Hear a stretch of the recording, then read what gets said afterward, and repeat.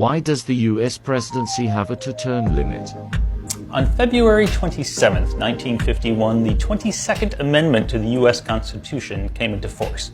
The 22nd Amendment states that no person may be elected president more than twice. Additionally, no person serving more than 2 years of a previous president's term may be elected president more than once. The 22nd Amendment was a reaction to President Franklin Roosevelt's being elected 4 times. The 80th Congress, dominated by Republicans, took less than 2 months to approve the amendment with the help of conservative Democrats. The states took less than 4 years to ratify it. Interestingly, President Harry Truman would have been eligible to run again in 1952 because the amendment does state that any president who was in office at the time it came into force would not be bound by its provisions. But the 2-term precedent came into effect with President George Washington when he refused to be considered for a 3rd term in 1796.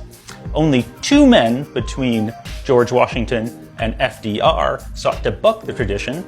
The first was Ulysses S. Grant, who sought a 3rd term nomination from the Republican Party in 1880, but failed to get it.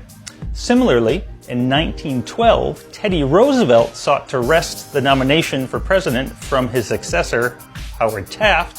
When he failed to do that, he ran as a third-party candidate for president, but lost. Since the 22nd Amendment has come into force, it's only really been relevant twice. The first was with Lyndon Johnson, who, having served less than 2 years of John F. Kennedy's term, would have been eligible for re-election in 1968 had he chosen to run. Gerald Ford, had he won the 1976 presidential election, would not have been eligible to run in 1980 since he had served more than 2 years of Richard Nixon's 2nd term.